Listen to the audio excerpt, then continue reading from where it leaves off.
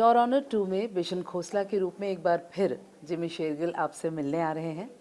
हालांकि season 1 superhit रही तो जाहिर सी बात है उम्मीदें भी बढ़ जाती है और इंतज़ार का जो एक लेवल है वो भी बढ़ जाता है।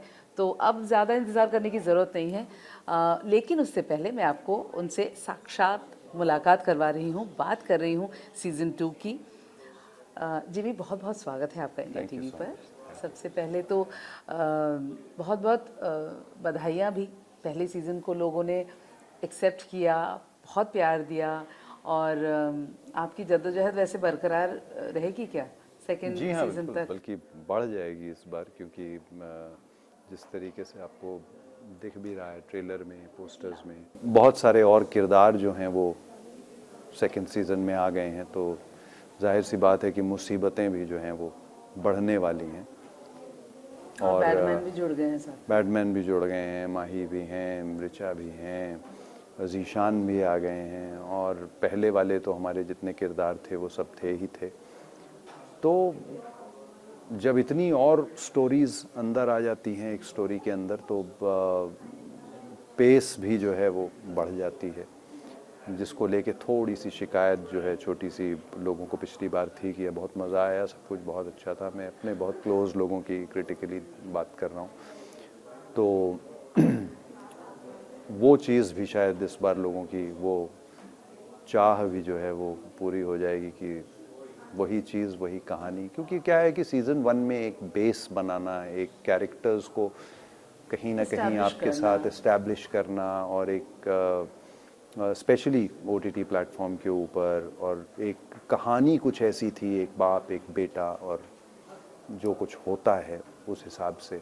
तो इस बार जो है वो अब जहाँ सीज़न 1 ख़त्म हुआ था वहाँ से 10-15-20 दिन आगे की कहानी है कि अब ये सब हो रहा है और ये सारी मुसीबतें और ऊपर आपके आ रही हैं, तो वो होगा आपके लिए सेकंड सीज़न। जब जज की बात होती है जिमी, कहते हैं ना उनके ऊपर पीपल लुक अप टू कि क्या फैसला आने वाला है, तो जितना लोग आपको देखते हैं उतनी ही जिम्मेदारी बढ़ जाती है जज के तौर पर। लेकिन एक रिश्ता है जो आपको निभाना है, उस रिश्ते को बचाना भी है। तो वो जो जद्दोजहद जो पहले सीज़न में हमने देखा था, मैं जानना चाहूँगी कि वो प्रेप कैसा रहा, क्योंकि जज का किरदार इतना आसान नहीं होता। हमें लगता है कि वो एक बेंच पर बैठ करके बस फैसला सुनाते हैं, लेकिन उसका थॉट प्रोसेस बहुत लंबा है। जी हाँ, बिकॉज पहला सीज़न भी अगर आप देखेंगे तो उसमें भी क्या है कि बेंच के ऊपर बैठ के फैसला सुनाना एक तरफ है, जो उसका एक प्रोफेशनल फ्रंट है, मगर ये कहानी है बिहाइंड द बेंच। जब वो घर जाता है, जब वो बाहर जाता है, क्या होता है, उसका एक बेटा है और उसकी एक अजीब सी रिलेशनशिप है। उसकी माँ उस बच्चे की नहीं है इस दुनिया में, और उसका अगर कोई है तो सिर्फ उसका बाप है, जिसके साथ उसकी बच्चे की एज ऐसी है कि उसकी अपने फादर के साथ इतनी कुछ बहुत खुला नहीं है, वो इतनी खुला बातें नहीं है अपने करता। फादर के साथ, और फादर को भी समझ नहीं आ रहा है कि किस तरीके से मुझे इसको बड़ा करना चाहिए, क्या करना चाहिए इसके लिए। कोशिश उसकी यही रहती है कि मैं सब कुछ इसके लिए अच्छा करूं, सही करूं, और अचानक से ऐसी सिचुएशन के अंदर एक माना जाना जज, जो जिसे बहुत रिस्पेक्ट देते हैं लोग क्योंकि वो बहुत करेक्ट है, हर फैसला सही तरीके से देता है, उसे पता लगता है कि उसका वही बेटा एक हिट एंड रन में इन्वॉल्व है। और उसे ये भी पता है कि अगर मैं कानून के हिसाब से जाता हूँ और अगर मैं इसकी मदद नहीं करता हूँ by going out of the way, then ये वहीं जाएगा जहाँ पे वो सब लोग होने वाले हैं जिनके अगेंस्ट इसने फैसला सुनाया है। उसका एंड डर ही है, ज़्यादा नोज है। कि अगर ये वहाँ गया तो वो उसके बेटे को नहीं छोड़ेंगे। अब ये जज, जो कि एक बाप भी है, किस तरीके से अपने बेटे को बचाने के लिए दिन रात एक कर देता है, वो पहला सीज़न था।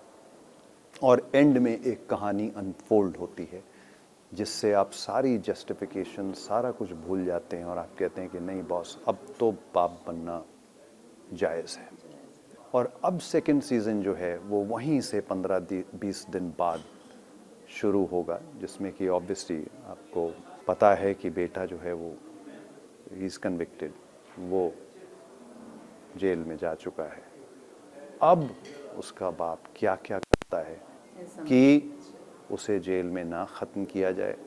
अभी वो ये सब चीज़ें कर ही रहा है कि 50 और मुसीबतें, जिनके बारे में शायद आपने पहले सीज़न में कहीं सुना था, वो सब वन बाय वन जो है आनी शुरू हो जाती हैं और ज़िंदगी जो है वो और भी ज़्यादा उलट पलट हो जाती है। और तो ये होगा सेकेंड सीज़न। एंड जी, फिल्मों में आपने इतने किरदार निभाए हैं। मेरी अभी आपसे बात हो रही थी, 93 में आप आए थे और माचिस से शुरुआत की थी, एक लैंडमार्क फिल्म जो अभी भी हम वापस मुड़कर देखना चाहते हैं। और उसके बाद मोहब्बतें और कई फिल्में आपने की हैं और हर जगह अपनी छाप छोड़ी है। फिल्मों में इतना करने के बाद अब ये OTT का रास्ता, जो कि एक एड ऑन करता है ऑडियंस को, जो शायद बाहर जाकर के फिल्में नहीं देख पाते थे पहले, तो अब ये रास्ता कैसा लग रहा है OTT में? आपकी आउटिंग के बारे में अगर मैं पूछूं।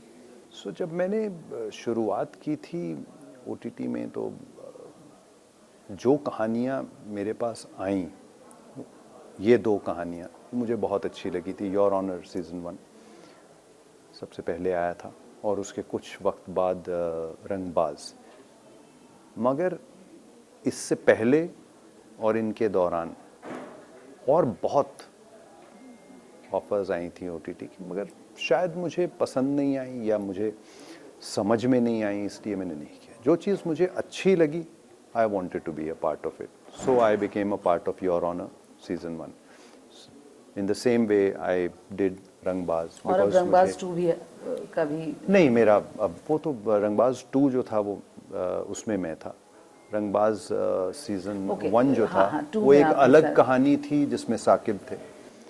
और सीज़न 2 एक अलग कहानी थी, एक अलग किरदार के बारे में, इसमें भी जिसको मैंने किया था। आपने गैंगस्टर का किरदार निभाया है। तो एक तरफ रंगबाज 2 रंगबाज 2 वाज गैंगस्टर, कभी गैंगस्टर, कभी जज, कभी फैसले की तरफ, कभी फैसले के खिलाफ। तो that's what actor is all about. Yeah, I think that is what an actor is all about. And also, what you have to look for is what is written between the lines. So I liked the fact that in Rangbaaz, what I liked was the fact that it's not just about a particular gangster. It is about those characters, those people who are criminals, but who have been made into criminals because of the system. So those kind of criminals are, kind of picked, who have actually somewhere been made into criminals because of whatever. क्योंकि ये topper और वो और एक time पे तो आपको ऐसा लगता है कि ये इंसान जो है वो IPS ज्वाइन करेगा और IAS ज्वाइन करेगा और बहुत कुछ बदलेगा, और अचानक से ही himself becomes such an intelligent person because of what damage is done to him by the system. System की तो वजह वो से जो सिस्टम के अगेंस्ट जाता है। तो ऐसी कहानियों के ऊपर वो लोग बनाते थे और उसमें जो है वो कहानी पसंद आई। एक ऐसी टीम थी जिनके साथ मैं पहले काम कर चुका था, निशिकांत कामत की टीम। एंड एक सिचुएशन, एक माहौल ऐसा बना जिसमें कि ऐसा था कि यार ये मज़ा आएगा करके। And same thing happened with Your Honor season 1। I think Happy भाग जाएगी, हैप्पी फिर से भाग जाएगी। सेकंड पार्ट वाज रिलीजिंग, उसकी प्रमोशंस, और साहिब बीवी गैंगस्टर पार्ट 3 की प्रमोशंस जो हैं वो चल रही थी। और उस दौरान निवास came and met me and we had coffee and he told me about it. I liked the idea. So इन लोगों ने काफ़ी हद तक उसके ऊपर काम किया हुआ था। इनकी स्क्रिप्ट रेडी थी, फर्स्ट ड्राफ्ट। तो I told him, I said आप भेजो, मैं पढ़ लेता हूँ। नॉट रियली थिंकिंग कि क्या होगा क्या नहीं होगा। वो स्क्रिप्ट भी बहुत 2 वॉल्यूम्स में थी और कुछ 500 पेजेस की स्क्रिप्ट थी, क्योंकि अब फिल्मों की हमारी जो होती है रेंजिंग फ्रॉम अबाउट 70-80 पेजेस से लेके 120, 130, 140, 150 मैक्सिमम। पेजेस और इसमें वो 500 पेज और 12 एपिसोड और ये वो होता है क्योंकि आप बहुत सारे 8-8 एपिसोड 12 एपिसोड्स। जी, तो बड़ी मोटी स्क्रिप्ट्स थी। तो मैंने एनीवेज कुछ रातों में पढ़ के, I am very fond of reading, so मैंने उनको कंप्लीट किया। ईनेवास से बात हुई, then I was sent the original जो इजरायली सीरीज़ वो भेजी गई, मैंने वो देखी और मुझे पसंद आया। जो मेरी रिजर्वेशंस थी मैंने उनको बोल दिया था कि ऐसा ऐसा है, मुझे थोड़ी सी चीज़ें इसमें ऐसी ऐसी लगती हैं, but otherwise I had loved it क्योंकि I could relate to it and I felt it was such an emotion जो कहीं ना कहीं हर इंसान के साथ जुड़ सकता है, स्पेशली ऐसा इंसान जिसका कहीं ना कहीं, जिसकी कोई औलाद है, जिसका कोई बेटा है, वो कहीं ना कहीं इससे डेफिनेटली अपने आप को जुड़ता हुआ देखेगा। And I said yes to it. So I think कोई ना कोई चीज़ कहीं ना कहीं जब तक आपको वो एक्साइट नहीं सही करती है, सही कॉर्ड हिट करना ज़रूरी है, ज़रूरी। चाहे वो गैंगस्टर का किरदार ही क्यों ना हो या फिर जज का। हाँ, मतलब एक बार आपने हाँ बोली है, फिर उसके बाद तो आपको you have to do your best to. किस तरह से आप स्विच करते हैं खुद को जब इस तरह के किरदार होते हैं? एक जगह आपको बिल्कुल ही बहुत ही कंट्रोल्ड रहना होगा, दूसरी जगह आपको कई बार वैसा कुछ डायलेक्ट यूज़ करना होता है, स्लैंग यूज़ करना होता है बीइंग अ गैंगस्टर। वो स्विच ओवर्स कैसे करते हो? I don't think it's something that happens overnight. I think ये सब जो है is it धीरे धीरे। are you a method actor? I just नहीं, मुझे कुछ एक्चुअली पता नहीं है कि मैं किस टाइप का एक्टर हूँ, बट मुझे ऐसा लगता है कि ओवरनाइट प्रोसेस ये नहीं होता है। ये ऐसे होता है जैसे कि मतलब आज आपने कोई चीज़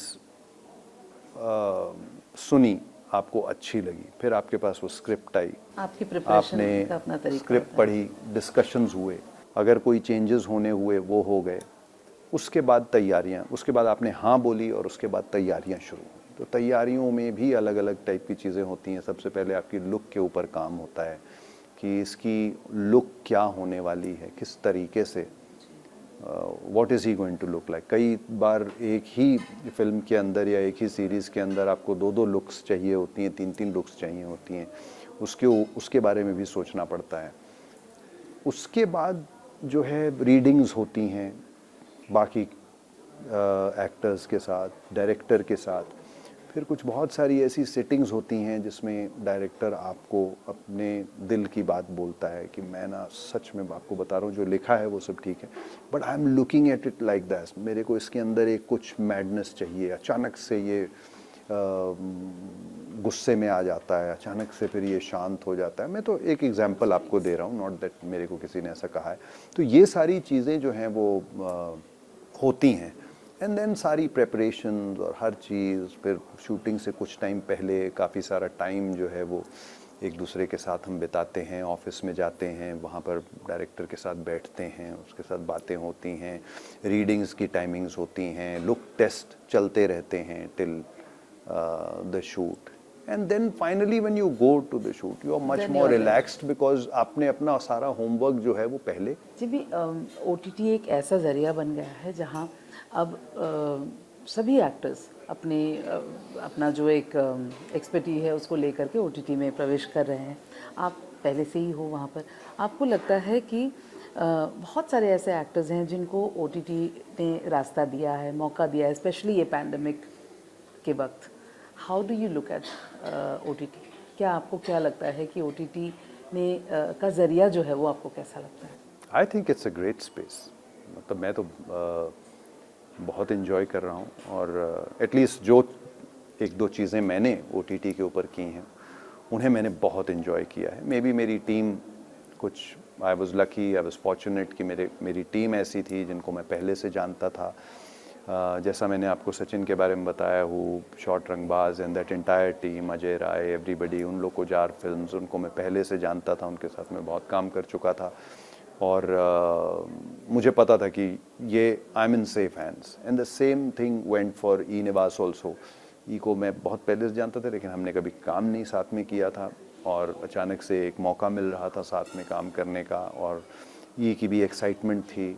हम सब के लिए ऐसा था कि यार ये पहली बार हम ऐसा कुछ कर रहे हैं OTT और ये सारा कुछ। मगर जब हम करने लगे तो हमने रियलाइज़ किया कि यार हम सब फिल्म वाले लोग हैं, हम सब फिल्म की तरह ही इसको शूट कर रहे हैं, सारा कुछ है, तो इट्स माहौल तो ऑलमोस्ट सेम है। सिर्फ ये है कि वहाँ पे कुछ 100 पेज की स्क्रिप्ट हमको शूट करनी होती, यहाँ पे कुछ 500 पेज की कर रहे हैं, और दिन जो है वो वहाँ शायद 30-40 डेज़ में हमारा काम ख़त्म हो जाता है एक फ़िल्म में, यहाँ पे शायद हमारे 100 दिन लगेंगे।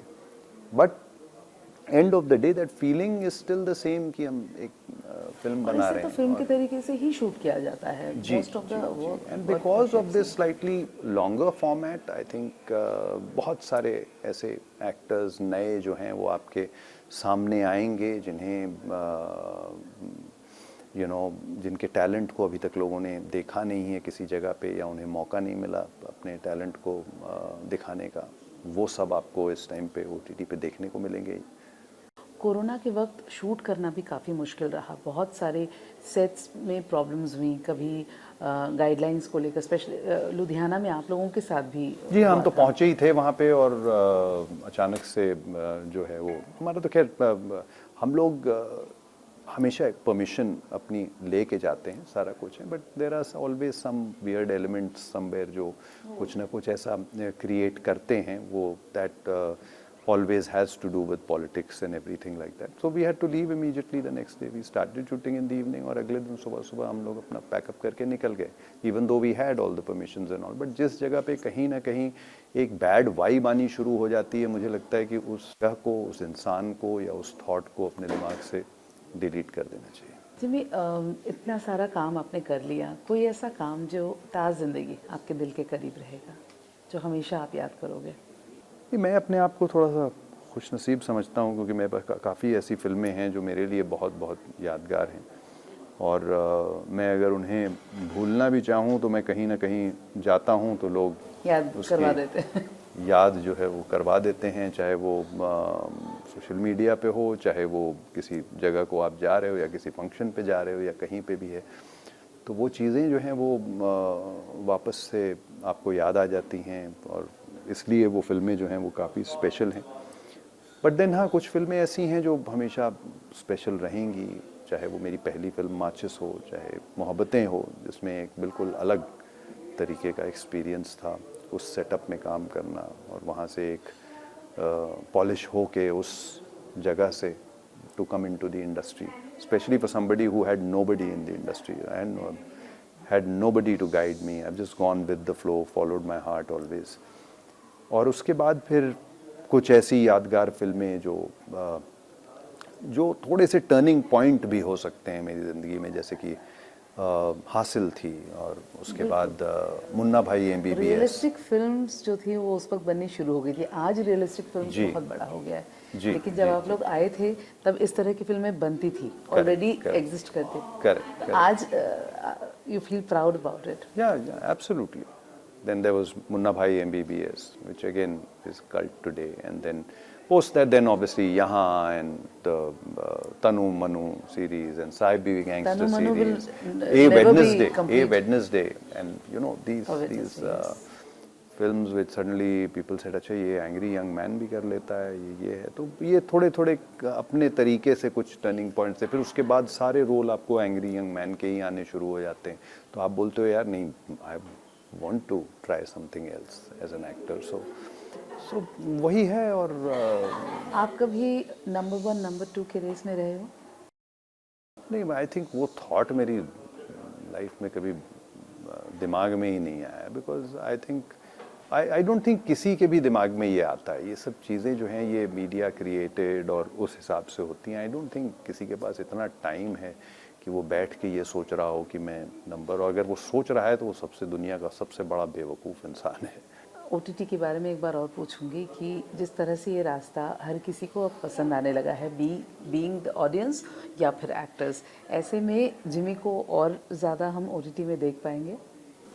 वेल, अगर कुछ इंटरेस्टिंग आता रहा मैं बिल्कुल करता रहूँगा। मैं तो इस स्पेस को, जैसा मैंने आपको कहा कि I am really enjoying the space, because एक किरदार को 100 दिनों के लिए जीना, और स्पेशली ऐसे किरदार, बिकॉज क्या है OTT में आप रैंडमली किसी चीज़ को, एटलीस्ट मैं तो हाँ नहीं करूँगा, मुझे तो कहीं ना कहीं वो एक्साइट करना चाहिए। मुझे योर ऑनर ने एक्साइट किया, मैंने किया, मुझे रंगबाज ने एक्साइट किया, मैंने किया, और बहुत अच्छा रिस्पांस मिला, amazing response.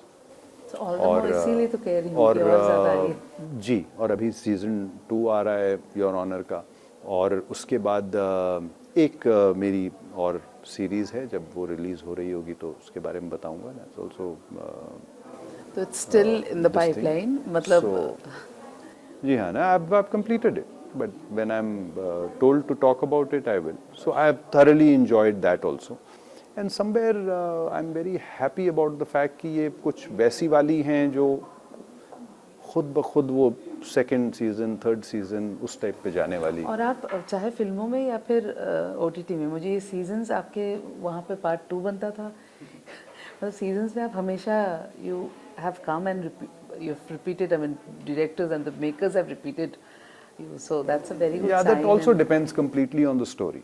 If there is a story which And the can go requirement. into a second part, it is there. अब आप धक्के से उसको बनाना चाहोगे तो फिर बड़ी मुश्किल हो जाती है, but I think yeah, it's just been a coincidence, I guess. Thank you so much. Thank you, ma'am.